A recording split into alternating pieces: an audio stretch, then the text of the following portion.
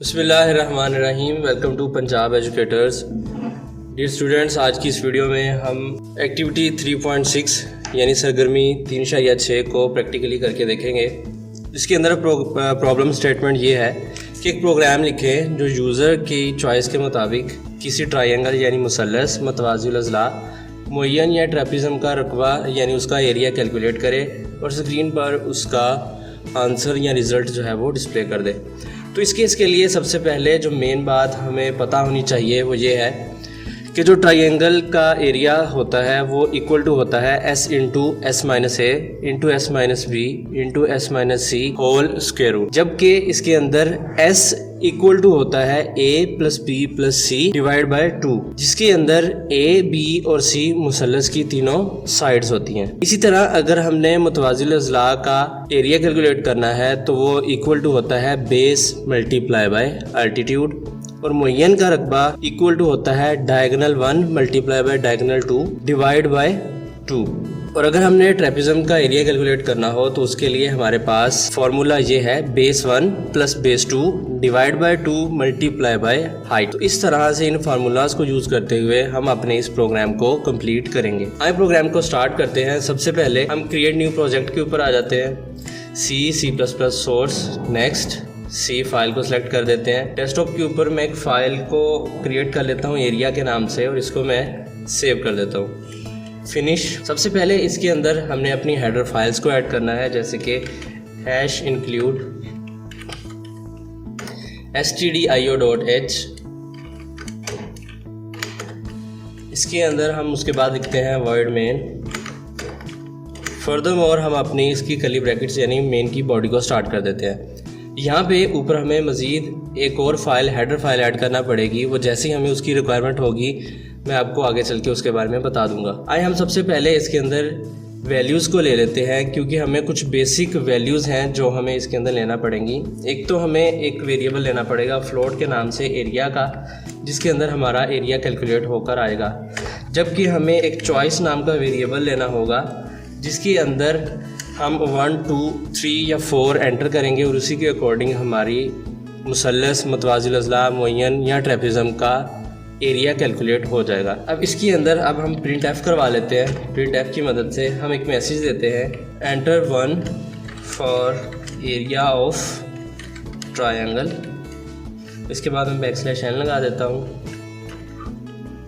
फिर मैं लिखता हूँ 2, enter 2 for area of parallelogram. उसके बाद मैं बैकस्लैश n लगाता हूँ और 3 for area of rhombus, backslash n 4 for area of ट्रेपज़म।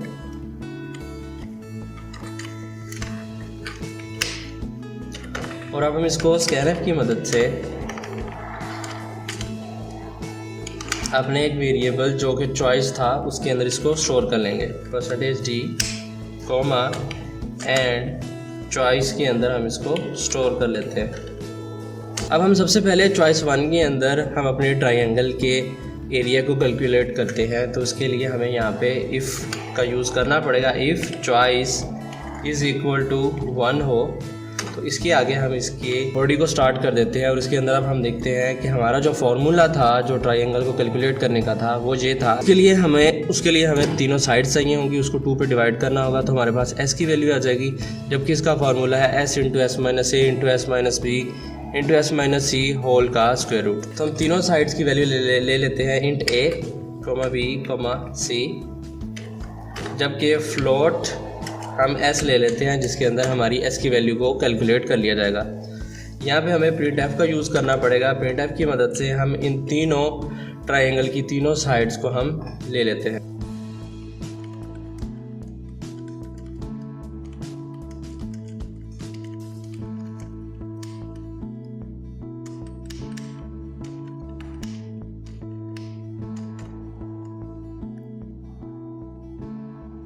Scanf की मदद से अब हम इसको A, B एंड C के अंदर स्टोर कर लेंगे।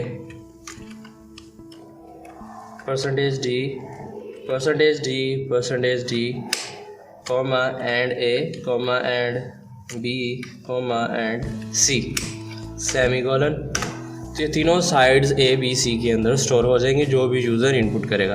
अब हमने इनकी मदद से अब सबसे पहले एस को कैलकुलेट करना है। तो एस हमारा इक्वल टू था a plus b plus c divide by 2। तो इसको हम ब्रैकेट के अंदर ऐड कर देते हैं ताकि सबसे पहले ए प्लस बी प्लस सी कैलकुलेट हो और फिर उसको वो डिवाइड करे 2 के ऊपर। तो इसको हम इस तरह से एस के अंदर स्टोर करवा देंगे। अब इसके बाद हमें वो अपना स्क्वायर रूट वाला फार्मूला जो है उसको कैलकुलेट करना होगा। तो वो इक्वल टू होगा एरिया इज़ इक्वल टू, यहाँ पे मैं एक यूज़ कर रहा हूँ SQRT। SQRT का मतलब है square root of S multiply by into S minus A जो कि हमारा फार्मूला था, multiply by into S minus B multiply by into S minus C। इसको एट द एंड मैं यहाँ पे सेमीकोलन की मदद से कंप्लीट कर देता हूँ। अब ये मैंने यहाँ पे SQRT को यूज़ किया है, ये एक्चुअली स्क्वायर रूट है जो कि ऑटोमेटिकली कैलकुलेट करेगा। तो इस स्क्वायर रूट के इस फंक्शन को यूज़ करने के लिए यहाँ पे जो मैंने स्टार्ट में बात की थी कि हमें एक और हेडर फाइल ऐड करना पड़ेगी जो कि होगी math.h के नाम से, math.h। तो ऑटोमेटिकली ये जो स्क्वायर रूट का फंक्शन है वो क्योंकि हमारी इस हेडर फाइल के अंदर पड़ा है, इस वजह से math.h को ऊपर हमें ऐड करना पड़ेगा, वरना यहाँ पे एरर आ जाएगा। अब हमारा एरिया कैलकुलेट हो चुका है और अब हम अपने एरिया को यहाँ पे printf की मदद से डिस्प्ले करवा देते हैं। Area of triangle is percentage f, क्योंकि हमने एरिया को फ्लोट लिया था इसलिए कॉमा एरिया। इस तरह से हमारा ये कैलकुलेट हो जाएगा।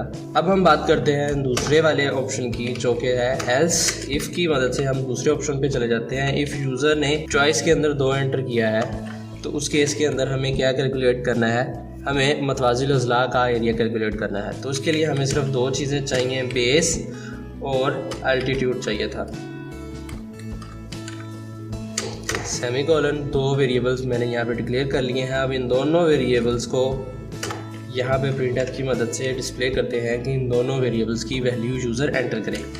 Enter base semicolon scanf percentage d comma and base semicolon.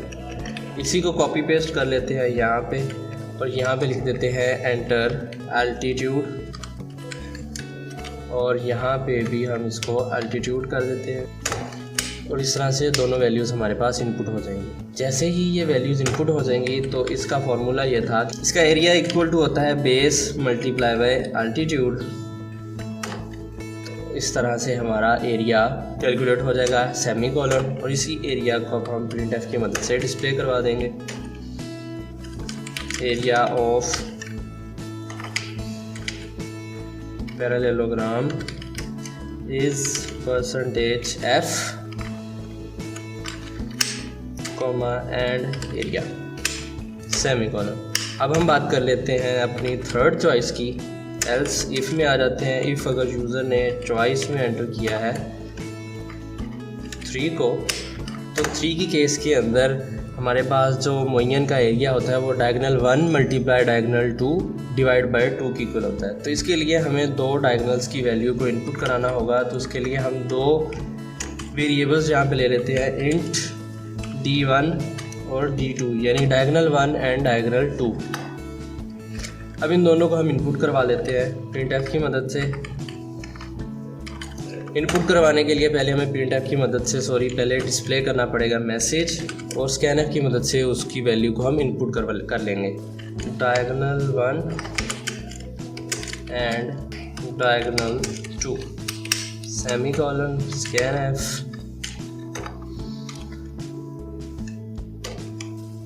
Percentage d comma and d1 comma and d2 ये दोनों डायगनल्स मेरे पास इनपुट हो जाएंगे। तो इसका फॉर्मूला ये था, एरिया इज़ इक्वल टू, मैं ब्रैकेट्स का यूज़ करूँगा ताकि पहले मल्टीप्लाई वाला काम हो, उसके बाद वो उसको डिवाइड करे। Diagonal 1 multiply diagonal 2 divide by 2 semicolon. इस तरह से हमारा एरिया कैलकुलेट हो जाएगा और अभी हम इसको डिस्प्ले कर देंगे स्क्रीन के ऊपर। Print F area of rhombus is percentage F comma area. तो इस तरह से ये हमारा कैलकुलेट हो जाएगा। अब हम बात करते हैं अपनी लास्ट वाली चॉइस की।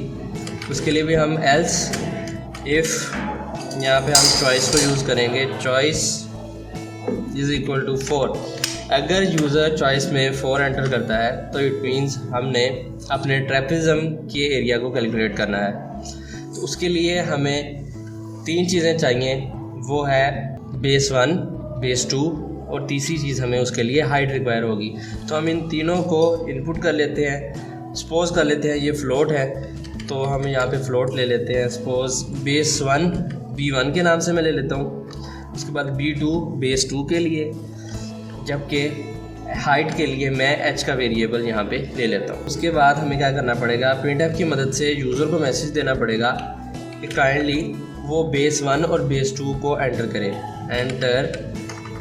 Enter value of base 1 and base 2, कि वो बेस 1 और बेस 2 की वैल्यूज़ को एंटर करें। तो हम स्कैनफ की मदद से इन दोनों वैल्यूज़ को क्या कर लेते हैं, यहाँ पे percentage F comma and B1 comma and B2, यहाँ पे इन दोनों को इनपुट करवा लिया। अब बात आ जाती है हाइट की, तो उसके लिए भी हमें सेम यही काम करना पड़ेगा। इस दोनों को कॉपी पेस्ट करते हैं। अब हम बात करेंगे सिर्फ हाइट की, क्योंकि बेस हमारे पास इनपुट हो चुकी है। अब हम बात करेंगे enter value of enter height. Simple enter height के यूज़र हाइट को एंटर कर दे। यहाँ पे सिर्फ एक फॉर्मेट स्पेसिफायर एफ रखना पड़ेगा, कॉमा एंड एच, तो वो वैल्यू जो है वो इसके अंदर इनपुट हो जाएगी। अब जब ये तीनों वेरिएबल्स हमारे इनपुट हो चुके हैं, अब हमारा एरिया कैलकुलेट करने की बारी आती है। तो हमारा एरिया इक्वल टू होगा, area is equal to B1 plus B2 base 1 plus base 2 divide by 2 multiply by height के। ये इसका फॉर्मूला था। तो हमारा एरिया कैलकुलेट होके एरिया के अंदर स्टोर हो गया। अब हमारी बात आती है कि हमने इसको प्रिंटफ की मदद से डिस्प्ले करवाना है इस आंसर को। तो हम कहते हैं area of trapezium is percentage F comma area semicolon. यहाँ तक हमारी चारों चॉइस एंटर हो चुकी हैं। यहाँ पे अब मैं बात करता हूँ फाइनल एल्स की। तो फाइनल एल्स के अंदर हम यहाँ पे प्रिंटफ की मदद से मैसेज डिस्प्ले कर देंगे, इनवैलिड चॉइस। अगर यूज़र 5 एंटर कर देता है, 6 एंटर कर देता है या वो 0 एंटर कर देता है, तो उसको मैसेज जाना चाहिए कि भाई आप गलत चॉइस एंटर कर रहे हो and invalid choice semicolon. And यहाँ तक हमारा प्रोग्राम जो है वो कंप्लीट हो चुका है। अब बात आती है इस प्रोग्राम को रन करने की। तो हम इस प्रोग्राम को सबसे पहले रन करके देख लेते हैं। यहाँ पे देखें तो उसने मुझे मैसेज दे दिया, enter 1 for area of triangle. Sorry, यहाँ पे एरिया के स्पेलिंग गलत हो चुके हैं। Enter 2 for area of parallelogram, 3 for area of rhombus and 4 for area of trapezium. अब हमने इनमें से किसी भी वैल्यू को कैलकुलेट करना है तो वो हमें चॉइस यहाँ पे इनपुट करना पड़ेगी। सपोज़ मैं बात करता हूँ एरिया ऑफ ट्रायंगल को कैलकुलेट करने की। तो यहाँ पे मैं चॉइस 1 एंटर करता हूँ, तो वो मुझसे पूछेगा कि इसकी तीनों साइड्स जो ट्रायंगल की है वो उनको एंटर करूँ मैं। पहली मैं वैल्यू देता हूँ 5, एंटर करता हूँ, फिर मैं देता हूँ 6, फिर मैं वैल्यू दे देता हूँ 4। मैं इसको जैसे ही एंटर करूँगा तो उसने मुझे मैसेज दे दिया, the area of triangle is 6.480741। अब इस प्रोग्राम को हम बंद कर लेते हैं और अपने एरर को, जो मेरी मिस्टेक थी, उसको भी ठीक कर लेते हैं, जो कि था एरिया ट्रायंगल वाले में था, यहाँ पे था एरिया। ठीक है, अब इस प्रोग्राम को दोबारा रन करते हैं। यहाँ पे मैं चॉइस एंटर करता हूँ नंबर 3 और इस प्रोग्राम को देखते हैं। वो मुझसे पूछ रहा है enter diagonal 1 and diagonal 2। First diagonal की वैल्यू मैं सपोज एंटर करता हूँ 8 वैल्यू एंटर होगी, जबकि दूसरे के अंदर मैं एंटर करता हूँ 2। तो उसने एरिया ऑफ रोम्बस मुझे कैलकुलेट करके स्क्रीन पर मैसेज डिस्प्ले कर दिया है।